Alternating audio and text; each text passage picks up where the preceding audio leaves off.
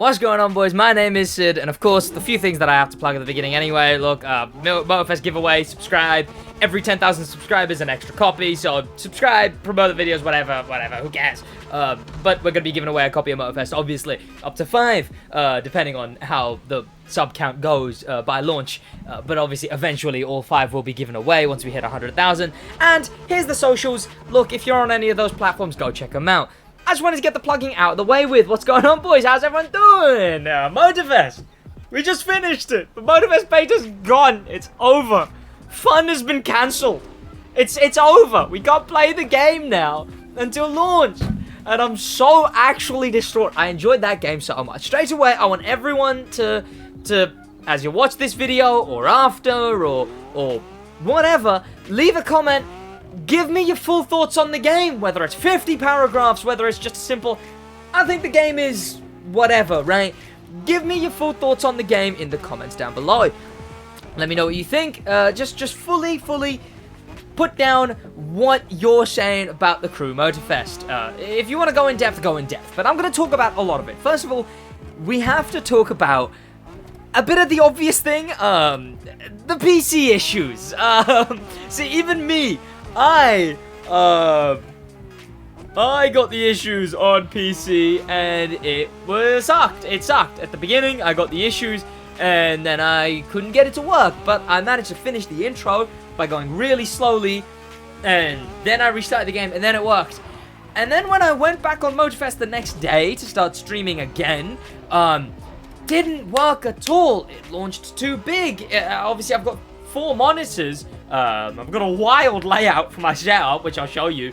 A wild layout, but it would launch too big. It would basically launch 4K across all my monitors, which of course, and it wasn't the best. But then it would just crash straight away anyway. Like it would just do that and then instantly crash. It sucked. It really sucked because then I had to switch over to PlayStation. And what I want to say on PS5 at least, the game looks really good still. I would forget that I was playing on console at points.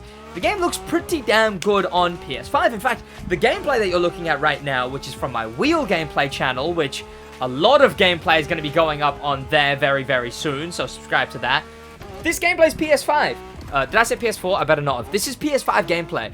The only things that I can kind of see different is, I guess, overall video rendering quality, as well as pop-in. There's a bit more pop-in. I didn't notice a single thing pop in on PC. So when something's far away, you get closer, boop, now you can actually see it. I didn't notice any of that on PC, but my wheel gameplay, like, camera stand is still here for some reason. But I didn't notice any of that on PC. I noticed it on PlayStation.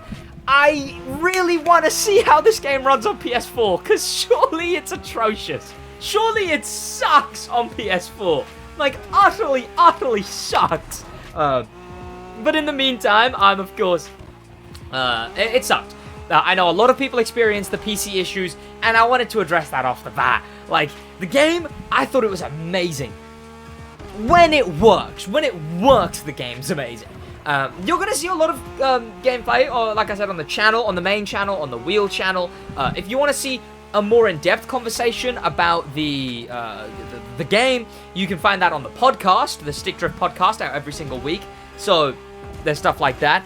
But what I was going to say is, well, that's where we'll talk more in depth. But let me jump into a few of the things. So what I thought about the beta was it was really fun. It was really fun to actually be able to play the game.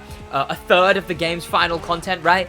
I don't think, I believe I had one person who finished the whole thing. Like, we're talking all challenges, all collectibles. I don't even know if he managed to do all I guess you couldn't, right? Because all the ones you could do. But it took him ages to do all of that. And, like, hours and hours.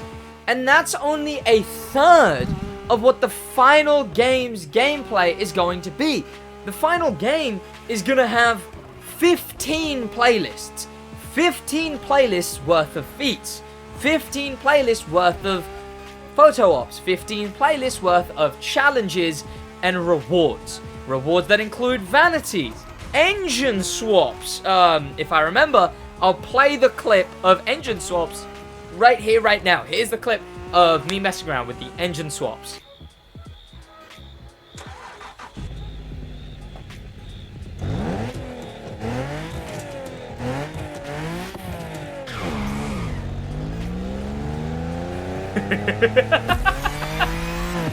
Okay.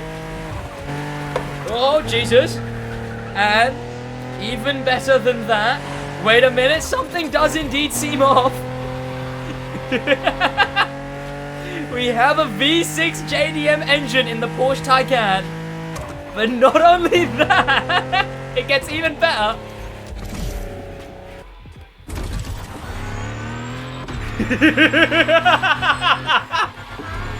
Yes! This game is top tier, boys. Oh no. Of course, you want to know how to use the engine swaps. Head into vehicles. You have to unlock them in the playlist. You have to get to that many challenges done. 20 done. Then you get the engine sounds. You go into here. It's just in customization. And you can go vanities, audio signature, electric, or I can whack the V6 into the Dodge Challenger. Ooh! What a beauty. What a beauty.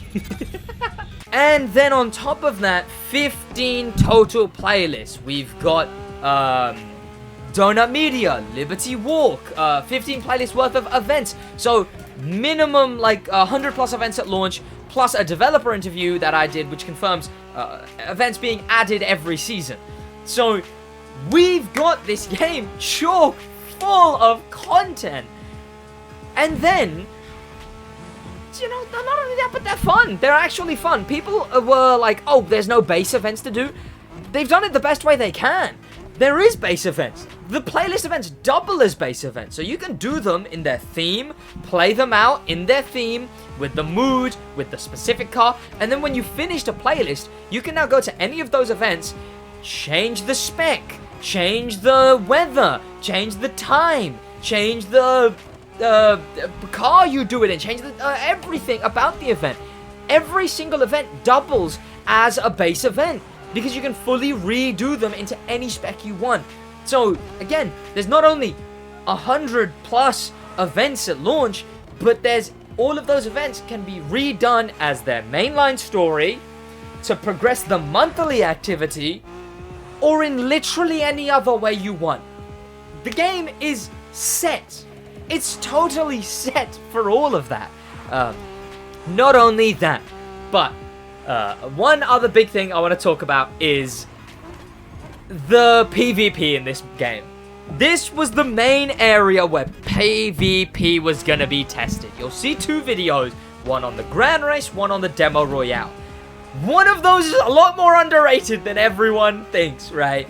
The Grand Race, so good. 28 players, point to point. Every third of the race, you switch you switch vehicles, sorry, you switch specs. What specs you're in rotates every so often. There's certain ones where in the middle spec you can either choose to go plane or rally raid, plane or monster truck. There's drift, there's street, hypercar, racing, Alpha GP, all of those mainline rally cross. There's 28 players. It's like an 8-minute event. There's decent amount of skill involved. People have complained about the collision, but I think it makes it fun to competitive, sometimes torturous.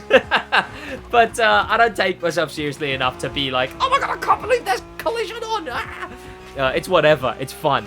Then that game mode gives so much money. You can make upwards of 100,000 per event, which it seems like that's the best way to make money in the game. Is by playing that. And regardless of even if it isn't, definitely the most fun. But something that joins it in the most fun as well as the best for money is the other PvP game mode, the Demo Royale. Which, if I told you the crew had a Battle Royale, you'd think, oh, that sucks. This is one of the most fun features ever added to any racing game. It's so good. 38 players land in a specific zone. instead of making the whole map based around the Battle Royale, and then it turns out to be a pretty flat, pretty boring map, instead, they've got the sections of the map. It rotates. There's like 4 different zones, and that rotates every like 20 minutes or so. And then you fly in a plane.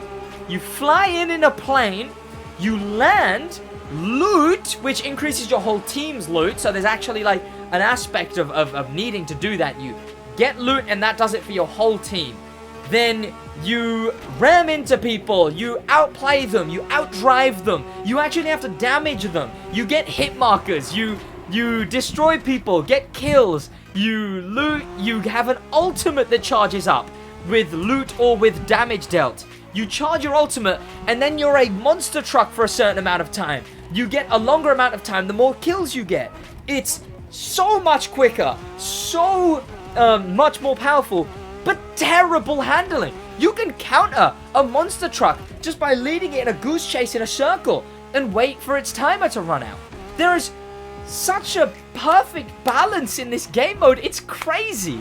It's such a weirdly well-made and thought-out game mode. There's the ult is well balanced, the cars are well balanced, the charcoal is definitely the best, which is a Crew 2 exclusive, which sucks. But I quite like that feature that Crew 2 cars are still exclusive to the Crew 2, because obviously they're going to keep running that game, and as long as there's a way to buy Motorfest in a bundle with Crew 2 and Crew Motorfest, sure.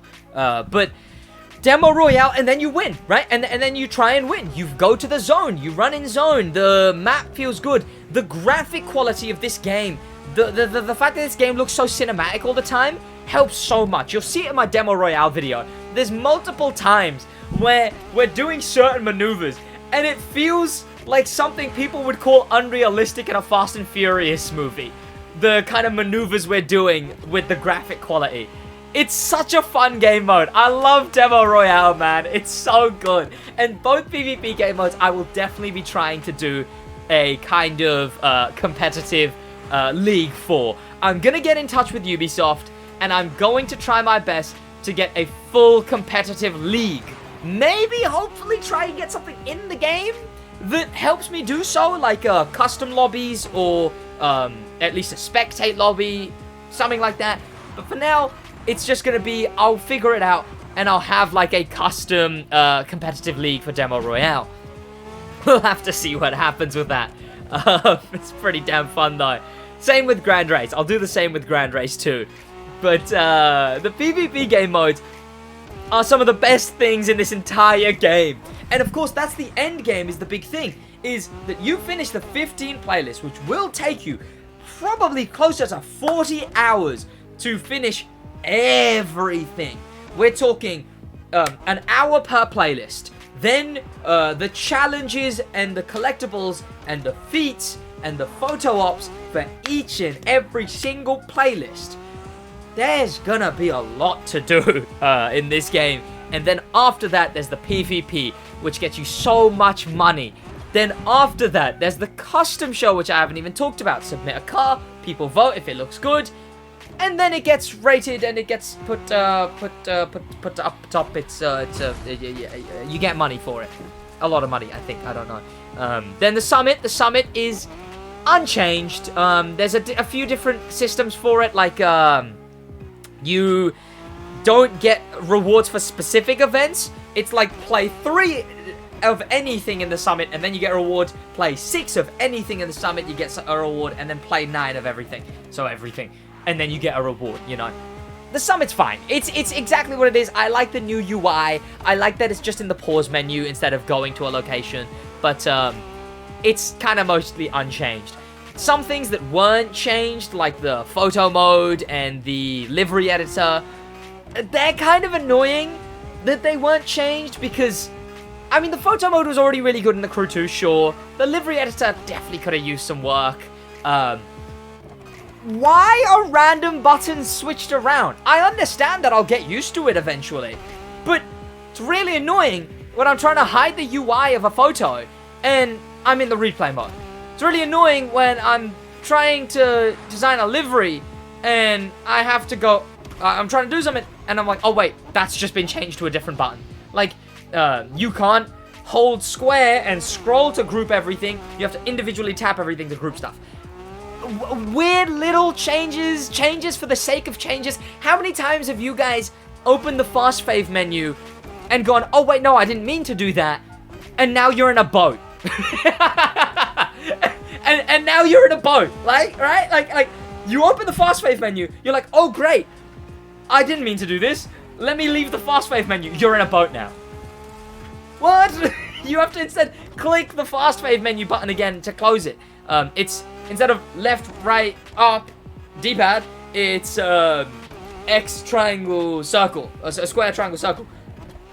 Pointless change for the sake of change has been a bit inverting the camera movement in the customization. It's the Crew 2s. It's just as good as it was in the Crew 2. New cars also have good customization, right? Like, sure, that stuff carrying over, sure. You know, still got interior stuff. Stuff like the Supra had interior customization, which is pretty cool to see. It's nice. There's so many things that are nice, that stuff that's just been carried over. Sure, you know, it's like, sure, maybe we get a livery editor overhaul as an update, you know, hopefully. One thing I will say that I don't know if a lot of people have said, traffic cars still being the same, kinda, maybe it's because it would help the game run better because the traffic cars are lower quality, but I definitely think in a map this higher quality, I haven't even talked about that, the map is so amazing, especially in a map this much higher quality, I kinda don't get why the traffic cars are the same low-res cars, right? If anything, at least maybe make them a bit higher quality resolution, you know? That I kind of don't get. I am parched from talking this much. I'm going to leave it in. Whoa, behind the scenes? Whoa.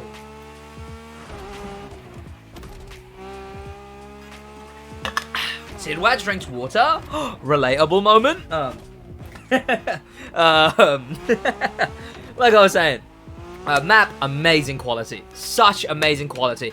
But traffic, I feel like traffic could have used an overhaul, right? Put some licensed cars in there. There's the Camaro every now and then. You have the real Crown Vic now. You know, you've got the real Crown Vic. Put that in. Maybe it's to help the game run, because obviously, you know, because the traffic cars would be higher. They're low res, right? I assume that helps it run. And also, maybe again, it's because of how much higher quality the map is. Sometimes. Now, they're completely switching arguments here. The liveliness of the map. There's some good things, like races that are races in the game. They will go on ambiently. Have you ever been driving around and you see an entire pack of cars driving and then they start phasing through you because they're ghosted, but an entire pack of cars? All of those are races you can do in the game. So it's basically to be like, hey, look, these races are going on without you. The world is alive because those races you can do, they're going on with you not even doing them, you know? It's like, whoa, yeah, whoa. Sure, that helps a little bit. Just driving around and seeing, and it's like, whoa, races. Pedestrians, here's my take on pedestrians. I understand how it would have been nice to have them. I kind of don't mind that they're gone, though. Pedestrians, if there was pedestrians in this game, think about what pedestrians looked like in the Crew 2. They were low resolution, had weird patterns of walking around, and whenever you would crash into them, they'd slide around your car. Or they do some goofy jump out of the way animation. You can't give them ragdoll physics, you can't make them disappear, so they have to slide around the car. So, it's a really weird way of doing it.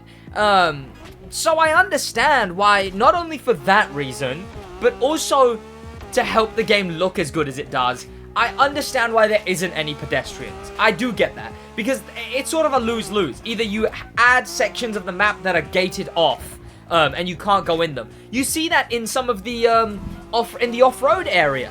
You've got gated off areas with pedestrians, and it makes it a bit annoying. That's an area you can't get into. You jump in that, you respawn.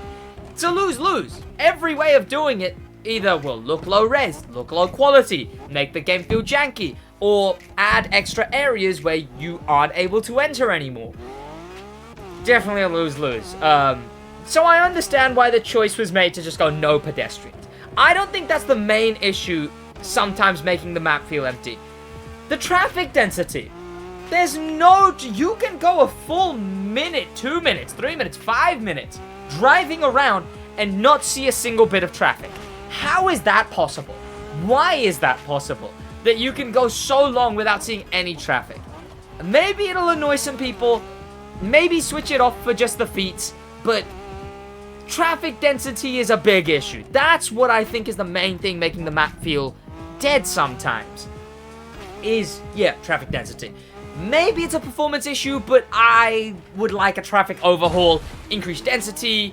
Look, I get that I'm already complaining about this game. Who cares, right? I really love the game.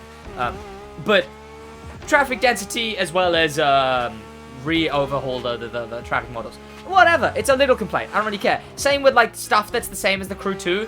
Could have been changed, really. But overall, the beta seems like everyone liked it. Wheel. Oh my god, this is the first time people were hands-on with wheel. The wheel in this game is so good. The wheel in this game is so good.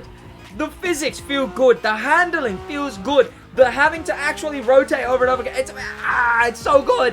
The driving. The fact that the animations in-game for the wheel rotation, the animations in-game are the exact same. Like, the exact amount you move your wheel, the animations in-game move.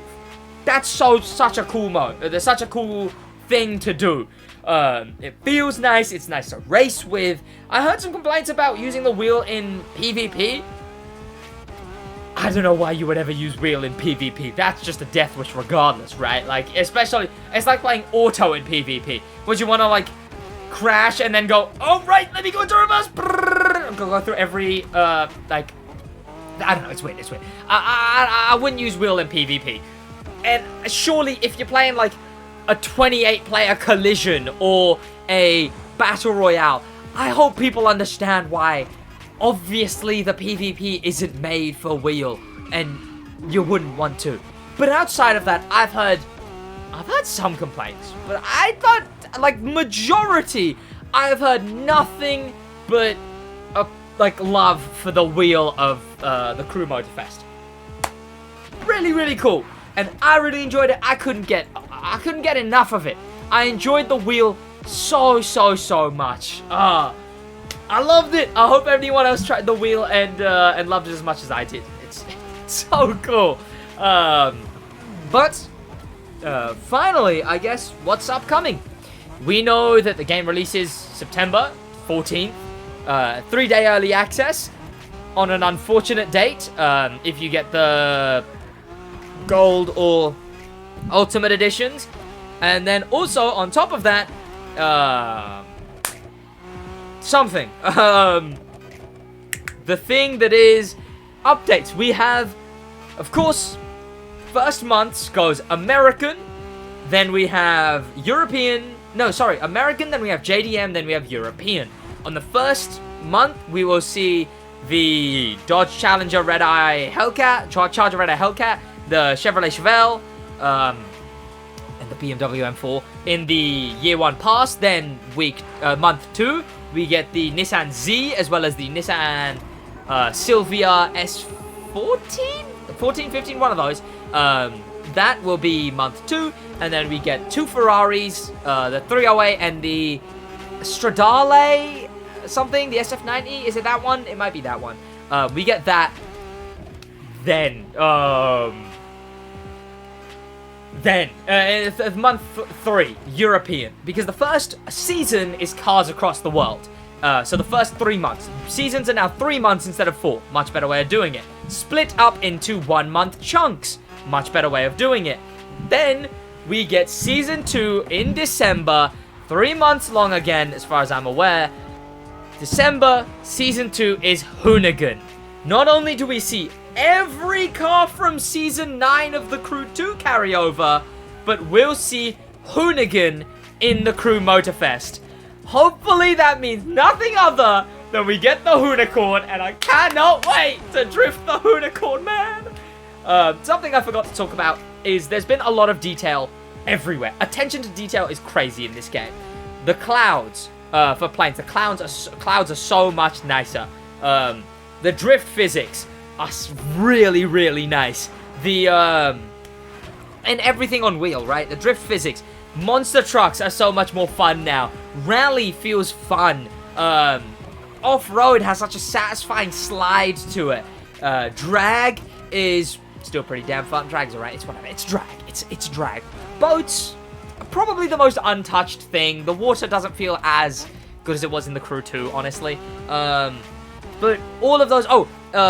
stuff like the wheel rotation changing for what car you're in. So the touring cars will have a much slightly tighter wheel rotation. F1 cars will have a much tighter wheel rotation, whereas a street car, you're going all the way with that bad boy. You know, it's so much more attention to detail on everything, and I've really liked that. I've really liked the attention to detail on every single bit of every other spec, because it's not just street, it's not just all of that. Every spec has had so much attention to detail, and I love it. Honestly, I think that's everything I had to say. Let me think for a sec. Did I have anything else to say? I don't think so. Nighttime, really good. Graphics, amazing. Does this game body Forza? Does this game absolutely body, absolutely overtake, absolutely Forza? Who knows? Is it at least the most proper competition Forza has ever had? And Forza's really going to have to do some thinking now when the Crew Motorfest has the most fun PvP game modes out of any racing game, as well as pretty goddamn engaging content, the long-term updates, every 3 months being a season update, new event types, new event styles, car list, enjoyable cars, drift limousine, monster trucks, F1 cars. Forza's getting a run for its money, man.